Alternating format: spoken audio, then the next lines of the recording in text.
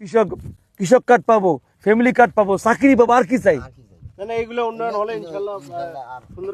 আপনি যে কথাগুলা বললেন, যে প্রতিশ্রুতি দিলেন, আপনার দায়িত্ব এমপি হওয়ার পর আপনার এগুলা। হ্যাঁ, অবশ্যই। আমাদের দায়িত্ব হইলো ভোট দেওয়া, গ্রাম পর্যায়ে ভোট চাওয়া। আচ্ছা, অলরাইট।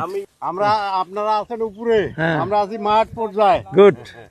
যখন আমরা চেষ্টা করব, ভোটও দিব। ইনশাআল্লাহ আমাদের কথাগুলো মনে রাখবেন, অবশ্যই। আমাদের কি দাবা দাবি। এইটা সময় তো এইটা ইচ্ছু ভাই। আর সবচেয়ে বড় সমস্যা হলো এই যে এখন এই যে ইরি মৌসুম সামনে, সার নিয়ে সমস্যা, লাইন ধরা লাগে, সিরিয়াল দেওয়ার লাগে, সার পাওয়া যায় না। এই যখন আপনি বড় মাপের নেতা, বড় জায়গায় আছেন, এগুলা দেখবেন হওয়ার পরে আগে না। আপনি আমরাও দোয়া করতেছি, ভোটও দিব, আপনি যাতে এমপি হয়ে আসেন, আমাদের দাবা দাবি গুলা আপনি পূরণ করতে পারেন।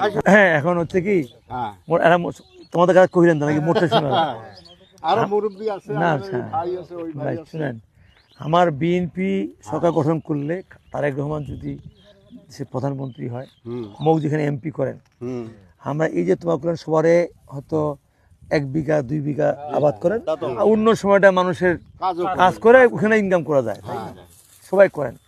আমরা তোমরা কি জানেন, এই যে মোটে এখানে লিফটে দেখা যায় না, এটা লেখা আছে প্রত্যেকটা কৃষককে, প্রত্যেকটা ক্ষেত মজুরকে, প্রত্যেকটা কন্ট্রাক্ট চাষিকে, প্রত্যেকটা গ্রোয়ার্সকে কৃষক কার্ড দিব।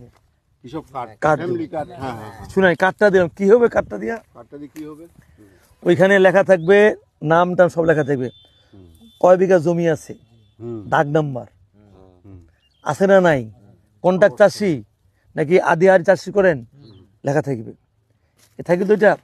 এরপরে মনে করেন ধান আবাদ করিবেন, টাকার অভাব, ওই কার্ডটা নিয়ে আমাকে একদম ব্যাংকে কিচ্ছু করে লেখা নাই, কোনো মেম্বার সাহেবের কাছে যাবে না, কোনো নেতা কাছে যাবে লেখা নাই, ওই কার্ড নিয়ে ব্যাংকে, ওই কার্ড দিয়েই আপনাকে স্বল্প সুদে লোন দেওয়া হবে, টাকা দিবে স্বল্প সুদে। কিন্তু এইটা পালেন, টাকা পাইলেন প্রথম।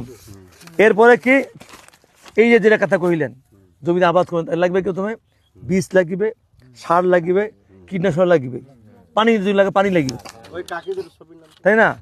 সেক্ষেত্রে ধর শুনে কি বলে, আমরা ন্যায্য মূল্যে আমরা দেখেছি না, ন্যায্য মূল্যে চাউল ডাল দেখে না দাম কম, ওই রকম ন্যায্য মূল্য ওই কার্ডটা থাকলে ন্যায্য মূল্যে সার, বীজ, কীটনাশক দিব। বীজ মানে ধানের চারা দিব, ঠিক আছে, সার দিব, কীটনাশক দিব, ন্যায্য মূল্য, কম দামে আবাদ করলেন, পাইলেন, জমিতে ক্ষেত বাড়িতে গেলেন।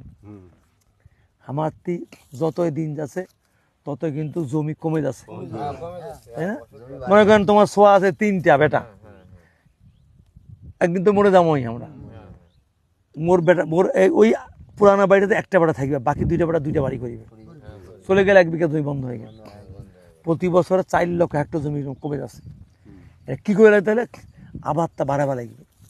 এই যে ধান করে আবাদ হয় 12 মণ 15 মণ আবাদ, এই ধানটা আমরা ওই যে বীজটা নিব, তারেক রহমান ওই রকম বীজ সংগ্রহ করতেছে যেন এই জমিতে 15 মণ জায়গায় 30 মণ ধান হয়, ওই রকম ধানের বীজ আমরা নিয়ে আসবো। এর আগে তার জিয়াউর রহমান আগত 1 টাকা আবাদ হইতো না, ইনি ধান নিয়ে আসিল।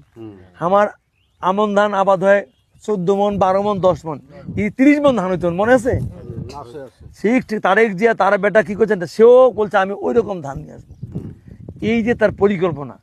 এরপরে আমার জমিতে কমে যাচ্ছে, যে জমিতে ম্যাক্সিমাম আমার থেকে জমি কিন্তু 2টা করে আবাদ হয়, উনার কথা না 3টা করে আবাদ করতেই হবে।